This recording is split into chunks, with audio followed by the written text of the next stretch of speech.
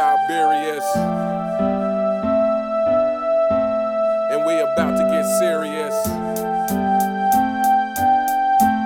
It's the real Siberius,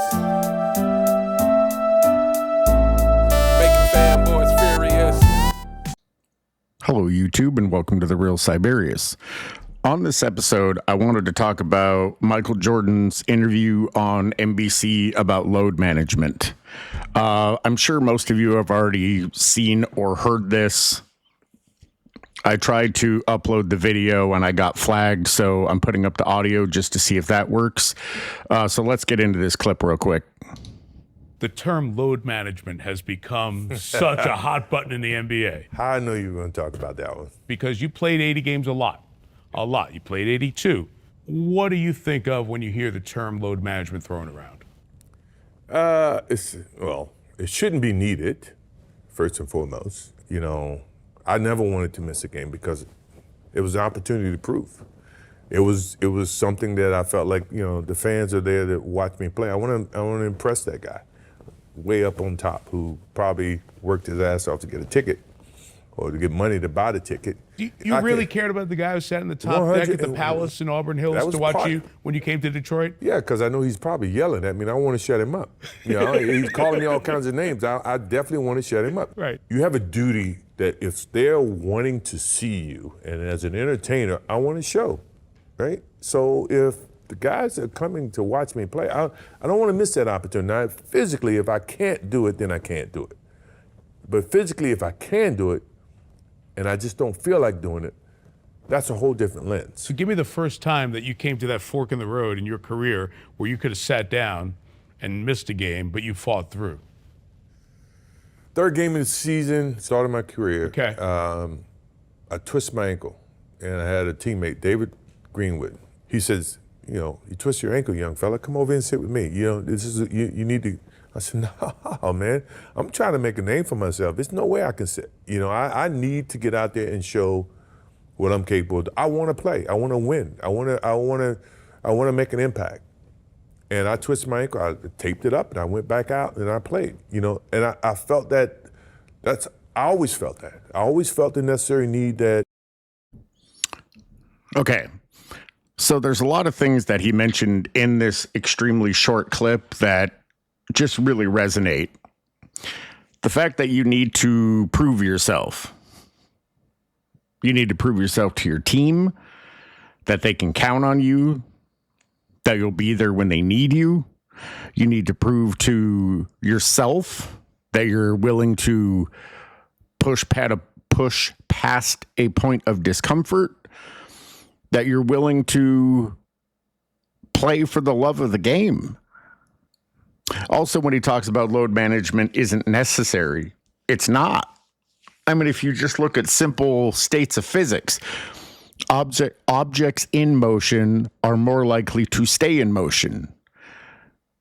If you're sedentary and you're sitting on the sideline, odds are you're going to stay stationary longer. As soon as you say one time, I just don't feel like playing, so I'm not going to do it. The very first time you do that, you made it easier the next time you do it, and the next time you do it, and the next time you do it. And next thing you know, you've played 40 games. You missed 42 games. You missed more games than you actually played.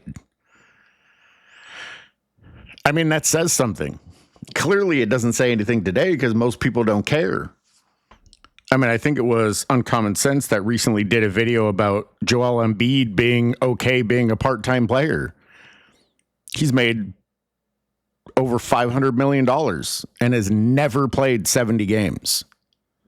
That's just unreal to me. I don't know if it's my generation. I don't know if it's the way that I was brought up. I don't know if it was influence from my dad. You have to earn your paycheck.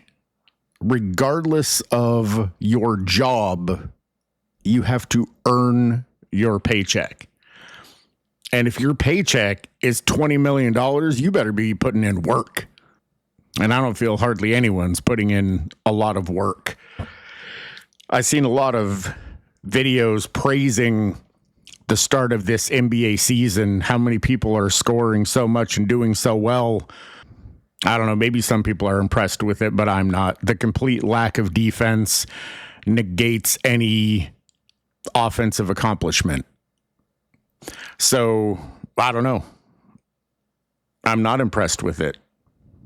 Being able to rack up extremely high statistics when there's no opposition isn't an accomplishment. It's not. When your offense can dominate your opponent's defense, that's when it's impressive. When your defense can overpower your opposition's offense, that's when it's impressive. But if there is no defense, then quite frankly, who cares? Maybe it is me. Maybe I'm an old head. Maybe I am bitter watching. But if I am, I feel like it's justified, and I feel like I have good reason. If you're young and you never got to see the golden age of basketball, which was the 80s and 90s, at least to me it was, then the reality is you don't know what you're talking about. Even if you've seen some highlights, if you've seen some clips, maybe you even have watched, a few full games on YouTube because they are available. It's not the same. There was a standard of play, of competitiveness, of just basketball, and it's gone. And some people may be okay with that, but I'm not. I'm not okay with it. Anyway, that's the end of the video. If you made it to the end, I certainly appreciate it. As always, I want to give a shout out to the other content creators that continue to inspire me to do this. Uncommon Sense, Angry Old Hoops, Self-Researched NBA Facts, 93Z, Sports and Fitness Rants, Uncut Hoops, Scap Attack, Speam Engine, In Your Face Hoops, Eddie TV, King Speech Row, GoCast Hoops.